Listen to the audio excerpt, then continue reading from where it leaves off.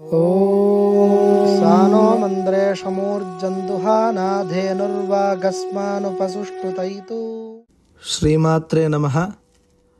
ఈరోజు నవరాత్రులలో 8వ రోజు. నవదుర్గలలో 8వ స్వరూపము మహాగౌరి. ఈ రోజుని దుర్గాష్టమి అని కూడా అంటారు. ఈవిడ పవిత్రత అలాగే శాంతి యొక్క స్వరూపం మహాగౌరి అని అంటే.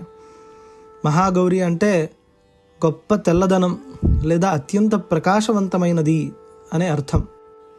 ఈ అమ్మవారి యొక్క అవతరణ ఏ విధంగా జరిగింది అని అంటే, 2వ రోజు మనం బ్రహ్మచారిణీ దేవి గురించి చెప్పుకున్నాం. బ్రహ్మచారిణీ దేవిగా పరమశివుడి కోసం ఘోరమైన తపస్సు చేసినప్పుడు ఆవిడ శరీరం అంతా కృషించిపోయి ఆ తపస్సు ప్రభావం చేత దుమ్ము ధూళి అన్నీ కూడా ఆవిడ శరీరానికి అంటుకొని శరీరమంతా కూడా అశుభ్రంగా ఉన్నప్పుడు పరమశివుడు ఆవిడని గంగానదిలో స్నానం చేయమని ఆదేశిస్తారు. ఆ స్నానంతో ఆమె శరీరం అంతా కూడా పరిశుద్ధమైనటువంటి వర్ణంలో అనగా తెల్లగా గౌరవర్ణంలోకి మారిపోతుంది. అందువల్ల ఆవిడికి మహాగౌరి అనే పేరు వచ్చినట్లుగా మనకి పురాణంలో కథ కనిపిస్తూ ఉన్నది. ఇప్పుడు ఆ అమ్మవారి యొక్క ధ్యాన శ్లోకాన్ని చెప్పుకుందాము. శ్వేతే వృషే సమారూఢ శ్వేతాంబరధరా శుచి మహాగౌరీ శుభం దద్యాత్ మహాదేవ ప్రమోదదా.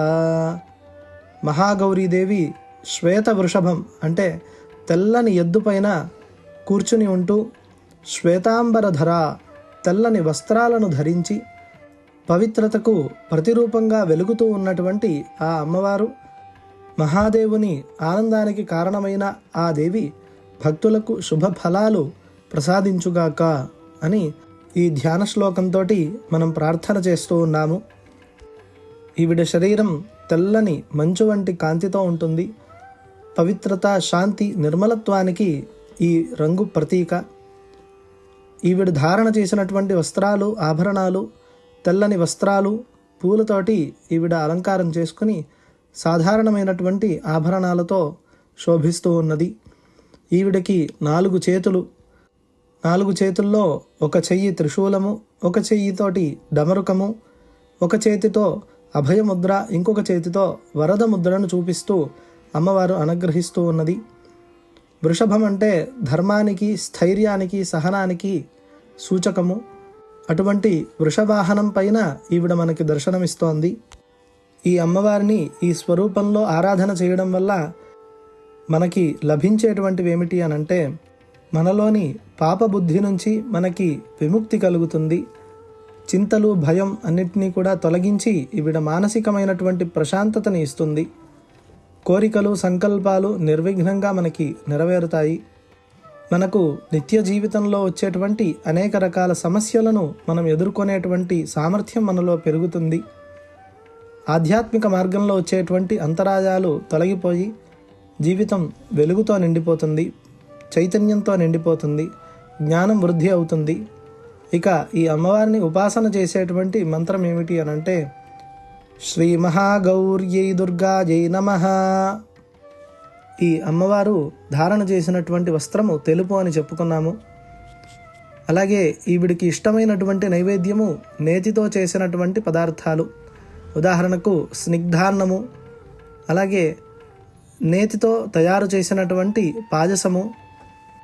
ఈరోజు కుమారీ పూజ చేసినట్లయితే, అంటే 9 సంవత్సరాల లోపు ఉన్నటువంటి చిన్న పిల్లలని అమ్మవారుగా భావన చేసి పూజ చేసినట్లయితే అమ్మవారికి చాలా సంతోషం కలుగుతుందని చెప్పి కూడా పూజాకల్పంలో చెప్పారు.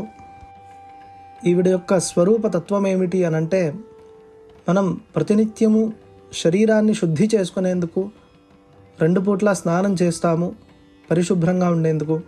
మన దేహానికి ఏ విధమైనటువంటి శుభ్రత అవసరమో అదే విధమైనటువంటి శుభ్రత మన బుద్ధికి, మనస్సుకి, ఆత్మకి కూడా అవసరం. అటువంటి పరిశుభ్రతను, పవిత్రతను ఈ అమ్మవారు మనకి ప్రసాదిస్తుంది. కాళరాత్రి రూపంలో మనలోని నకారాత్మకతను అంటే నెగిటివిటీని, అలాగే అంధకారాన్ని, అజ్ఞానం అనేటువంటి అంధకారాన్ని సమూలంగా నాశనం చేసిన తరువాత ఈ అమ్మవారు మనకి శుద్ధ చైతన్య స్వరూపమైన పరమాత్మ జ్ఞానాన్ని ప్రసాదించేందుకు, ఆధ్యాత్మిక జ్ఞానాన్ని ప్రసాదించి మనల్ని విముక్తుల్ని చేసేందుకు, బంధ విముక్తుల్ని చేసేందుకు, కర్మ విముక్తుల్ని చేసేందుకు అమ్మవారు మనల్ని అనుగ్రహించేందుకు ఈ స్వరూపాన్ని తీసుకుంది.